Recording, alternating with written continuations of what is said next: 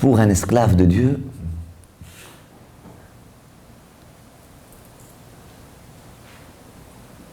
entendre son Seigneur parler est déjà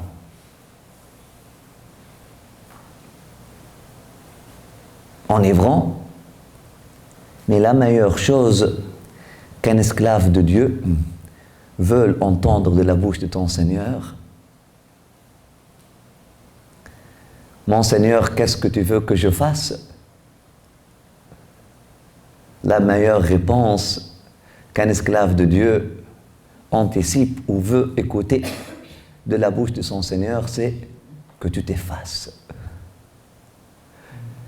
Que tu t'effaces, comme si tu n'as jamais existé. Tu n'existes pas. Par toi-même, tu n'as pas d'existence indépendante de la mienne. L'extinction complète en Dieu, c'est la meilleure nouvelle qui s'annonce pour un esclave de Dieu. Oh Seigneur, qu'est-ce que tu veux que je fasse? Son Seigneur lui répondit: simplement que tu t'effaces. Simplement que tu t'effaces et laisse-moi agir en toi. Laisse-moi devenir ta main, laisse-moi devenir ton œil, laisse-moi devenir ton oui, laisse-moi devenir ton cerveau, avec toi tu penses, laisse-moi devenir ton cœur, avec toi, avec quoi tu appréhendes les choses, laisse-moi devenir ta pensée, laisse-moi devenir ta vision, laisse-moi devenir tes pieds, laisse-moi devenir ta main, laisse-moi devenir ta force. Et laisse-moi devenir ton élan. Et laisse-moi régner en toi. L'effacement. C'est pour ça, le prophète Mohammed nous a enseigné la position la plus, ou la position qui vous mène, ou qui vous donne le sentiment ou la réalité de la plus grande proximité. La position qui vous rend accessible le plus haut niveau de proximité ou le niveau le plus profond de la réalité, de la réalisation de la proximité divine. C'est la position de l'effacement, ce qu'on appelle soujoud. Lorsque vous mettez votre face par terre. L'effacement total. Lorsque tu t'effaces dans la présence de ton Seigneur, tu es en train de lui dire que je cesse, que tu continues. Que je ne vive point par moi-même et que tu deviennes ma vie. Que ma vie soit sacrifiée pour toi. Que je m'efface et que ta face, que ta face subsiste, règne et continue de radier et d'illuminer à jamais.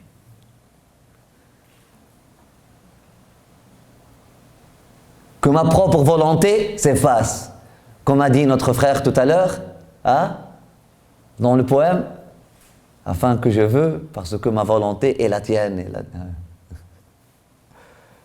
Je ne veux que, je ne veux que ça. Que ma volonté devienne la tienne. Et là, la bonne nouvelle,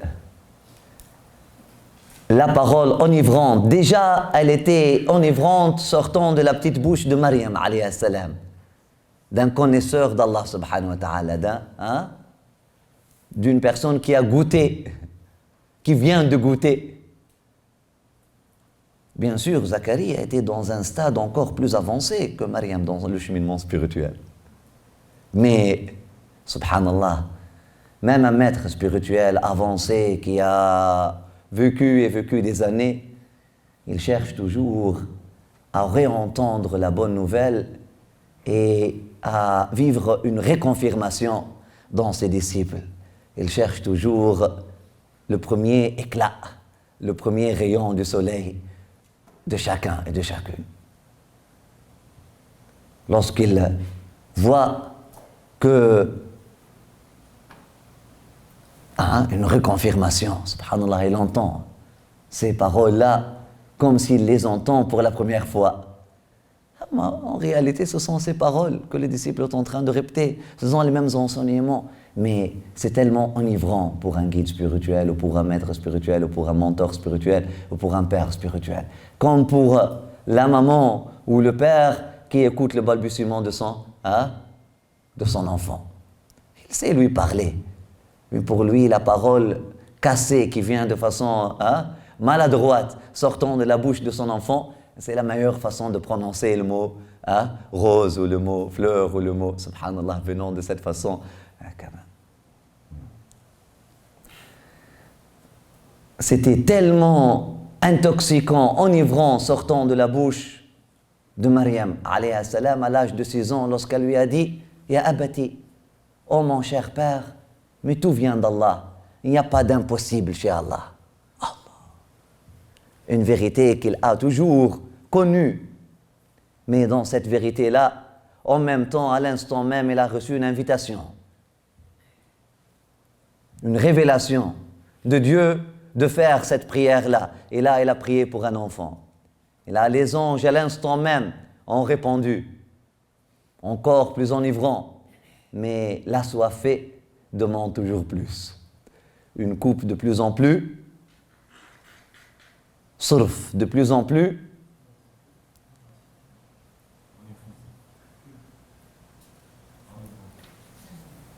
surf, pur, qui n'est pas mélangé. Il a entendu la bonne nouvelle de la bouche de Nassout. Après ça, il a entendu du niveau de Malakout. Maintenant, il voulait l'entendre du monde de Jabarut. Il a entendu la bonne nouvelle venant d'un être humain, de ce qu'on appelle Alam al-Nassout, le monde de ce qu'on appelle Nassout, le monde. Après ça, il a réentendu, il a eu la confirmation de la bonne nouvelle venant du monde de Malakout, angélique. Mais pour le chercheur de la face de Dieu, rien ne l'arrête. Avant la destination ultime, il veut l'écouter du monde de Jabarut. Il veut l'écouter de la bouche de son Seigneur lui-même, de ce qu'on appelle le monde de Jabarut, de ce qu'on appelle la Hadra, la présence divine elle-même. Et là, c'est la présence divine dans toute sa majesté qui déclare la bonne nouvelle à sa façon. Layla a sa façon de transmettre le message.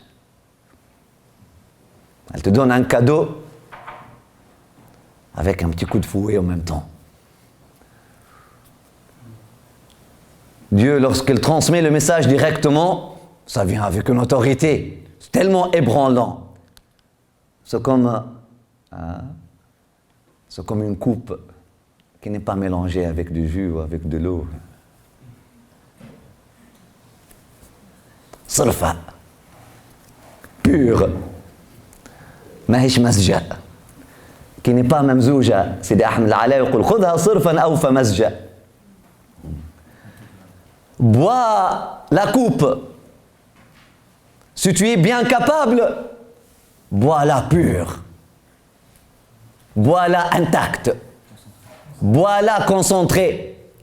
Bois-la non mélangée. Sarfa, pure. Et si tu es... Bois-la de l'Hadra al-Ahadiyya. Bois-la... Allah Akbar. Et si tu n'es pas capable de la savourer de cette façon-là, ok, mélange-la avec le monde angélique, avec le monde des attributs.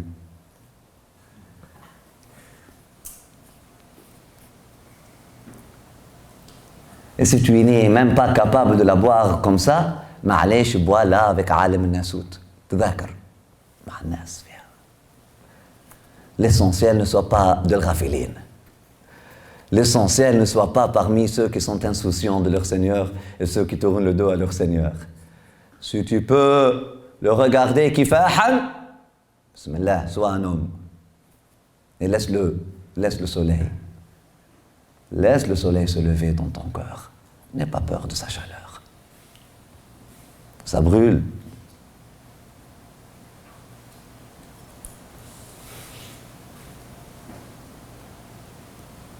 Mais ose et laisse le soleil de la vérité pure lever au fond de tes ténèbres et détruire par sa chaleur et faire fondre par sa chaleur intense toutes les attaches. Pouf. Khalas.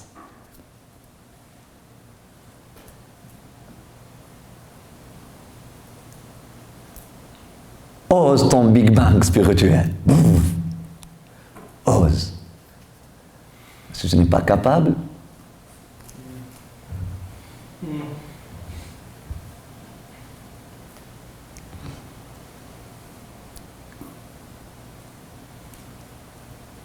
regarde la lune.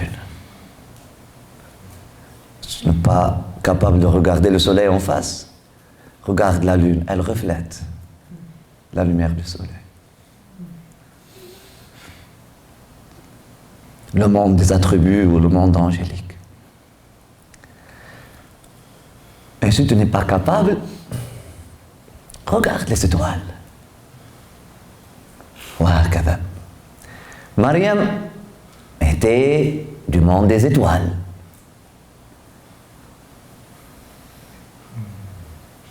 Les anges du monde de la lune. الحضرة الأحدية du monde du soleil qui brûle et qui ne laisse aucune tache. Ça brûle mais ça sanctifie.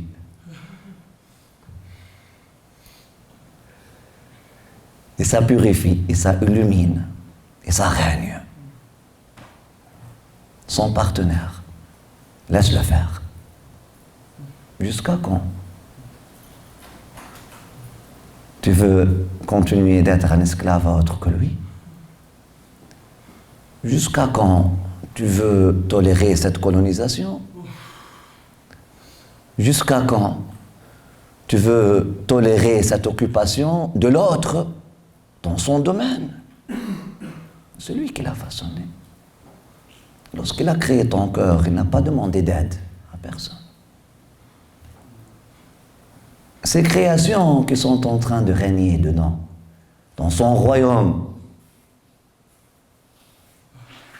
que tu leur permets de sauter et jouer et même souiller son trône.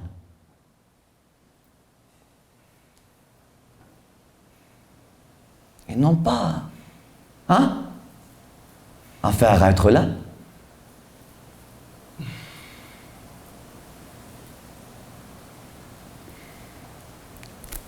Tahir bayti, sanctifie ma maison, purifie ma maison.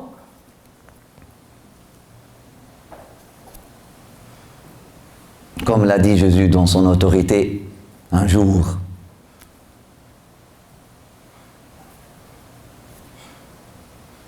Rétablissez la pureté intégrale de la maison de mon Père.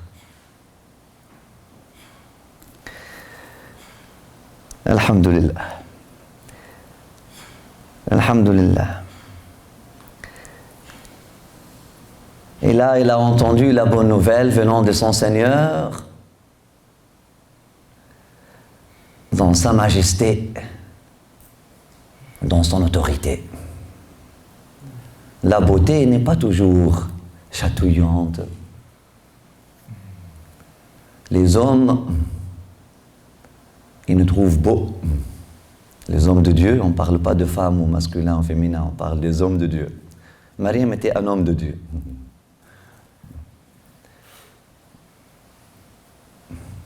Ne trouve beau que qu'est-ce qu'il que qu'est-ce qu'il efface. Parce que nul n'est beau en dehors de l'effacement. Et là, la voix de Layla, la voix de la ilaha illallah, la voix de Layla s'exclame. Et l'on sera pourtant ainsi, malgré toi. كذلك قال ربك.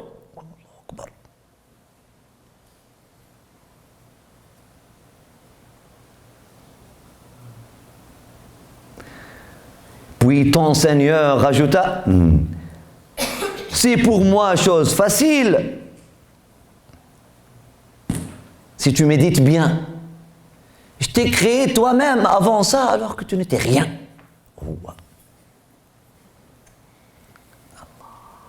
Je n'étais rien. Rien de rien. Et je suis tellement impatient de me retrouver rien. Et laisser le tout, et laisser ton tout prendre place dans mon rien.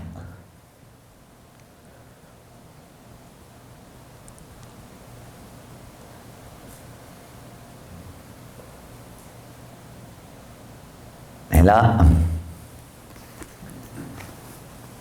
il continue, enivré, l'amoureux de son Seigneur. L'amoureux de son Rabb, il voit que la présence divine est en train aussi d'allonger la conversation avec lui, malgré le voile de Izza, malgré le voile de Ta'azzuz. Il voit que la présence divine est en train de donner. Maintenant, Rabbi ja'alli aya. Mon Seigneur, donne-moi un signe accompagnateur de cette bonne nouvelle-là. Comment devrais-je sortir ce monde-là dehors? Comment ils vont comprendre que c'est un miracle venant de toi? Ce n'est pas une sorte de magie ou quelque chose comme ça. Ou, mon Seigneur, donne-moi un signe avec lequel je peux aider les autres à croire en ce signe. Il lui a dit, le signe que je te donne,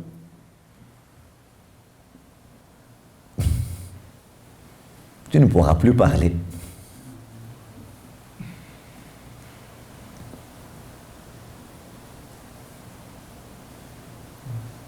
Vous comprenez donc que l'explication dont on vient de faire, elle est manquante. Donne-moi un signe de quoi? Qu'est-ce que cet enivré demande? Il veut un signe de quoi? Un signe de quoi?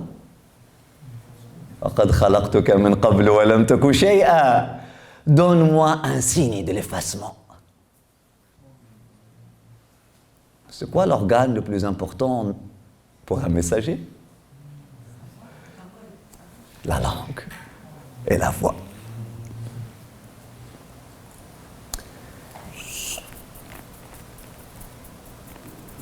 Il voulait goûter à l'effacement de la coupe la plus ébranlante.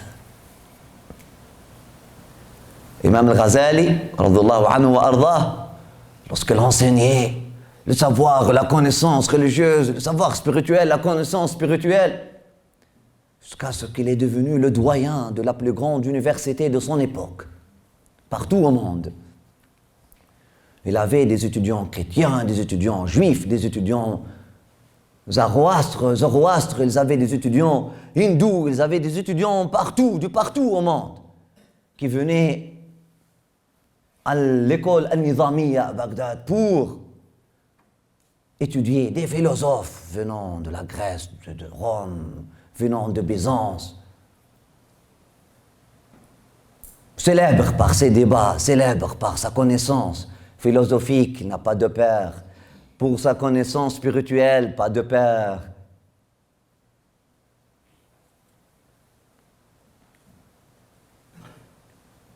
Et lorsqu'il a voulu cheminer, il a demandé un signe. Dieu lui a pris la parole. Et là, il se met pour enseigner. Il ne trouve même pas sa voix. Comment il veut parler, il ne trouve rien. C'était pour lui le signe d'agrément. Maintenant, je suis accepté dans le royaume de Layla. Maintenant, je peux laisser le tout.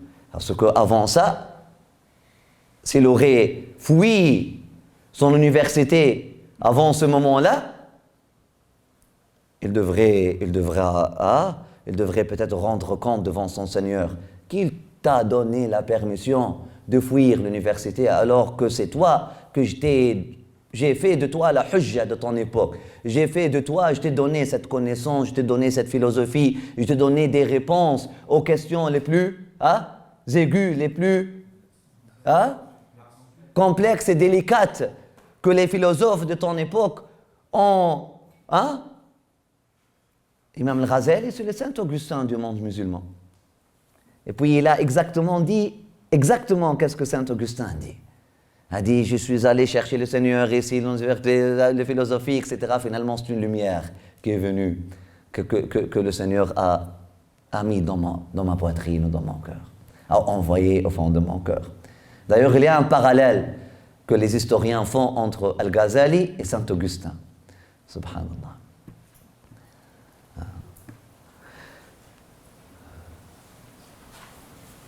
Mais en toute modestie, il était beaucoup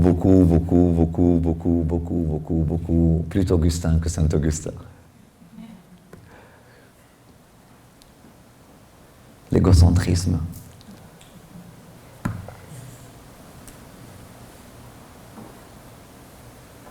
J'aime Abu Hamd al-Ghazali. Pour moi, il n'a pas de père.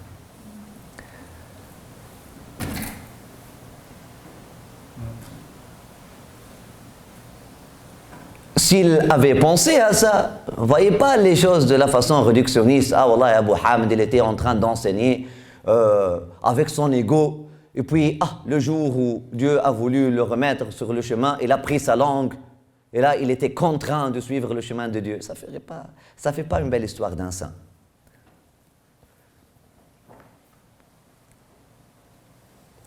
Abu Hamd al-Ghazali était tourmenté par cette quête spirituelle toute sa vie. Depuis sa naissance, depuis sa petite enfance.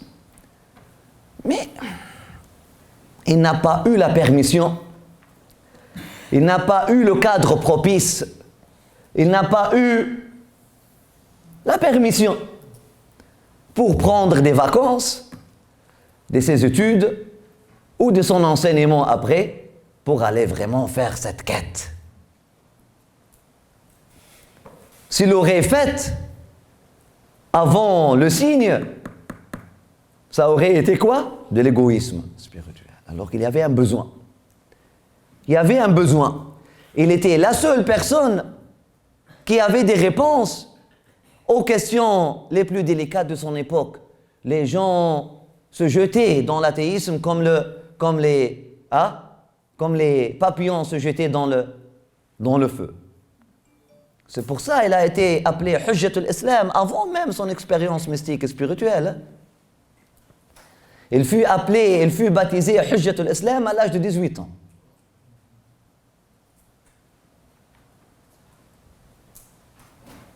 C'est sa philosophie. Et là, il a écrit Tahafutul Falasifa, etc. À l'âge de 21, à l'âge de 23, il était devenu le philosophe qui a fait taire tous les philosophes de son époque, qui était en train d'amener les gens vers l'athéisme, etc. Il leur a ramené. Il a pu d'ailleurs expliquer la aqida, les questions les plus complexes du credo, de façon très très simple. Il a pu aussi répondre aux arguments des philosophes, des hérétiques, etc. de façon assez simple et assez scientifique. C'est pas un combat de coq. Mais elle s'attendait à un signe qui lui permettrait de, Abu Hamid, maintenant, tu peux aller. Je prendrai soin de cette université-là et je te demanderai pas des comptes à rendre. Il a continué d'enseigner, de méditer la nuit, enseigner le jour, méditer la nuit, jusqu'à ce que Dieu lui a pris la voix. Et khalas, tu m'as pris la voix maintenant. Khalas, je n'ai plus rien dans le monde des causes que je peux faire. Je ne peux plus maintenant enseigner. Khalas, tu m'as pris la voix, je dois retrouver ma voix. Je dois aller retrouver ma voix et retrouver ma voix.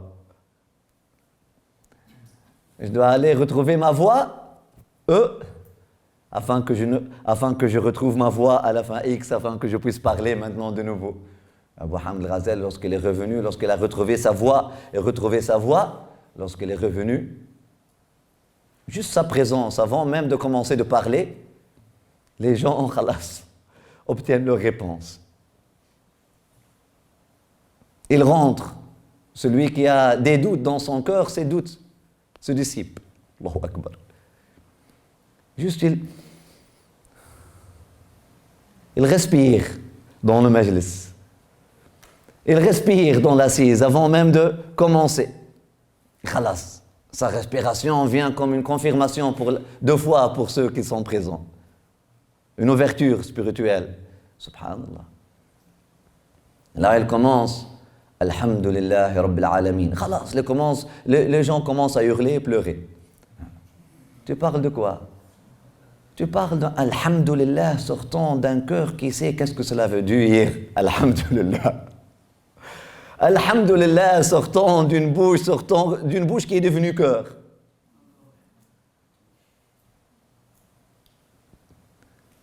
D'une bouche qui est devenue un œil, une vision intérieure.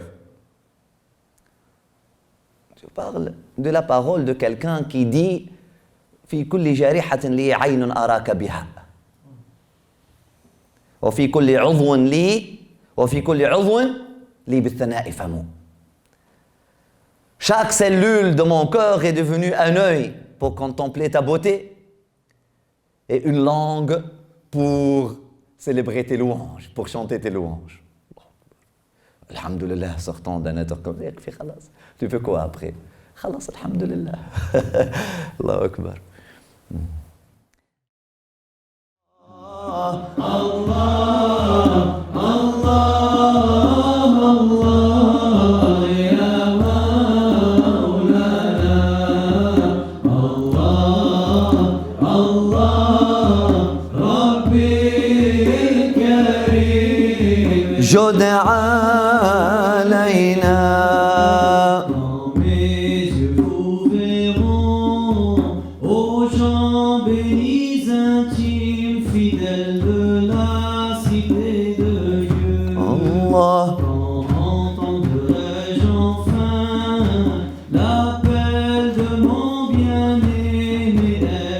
Chantez dans vos lieux, Allah, Allah, Allah, Allah, ya Maulana, Allah, Allah, Rabbi.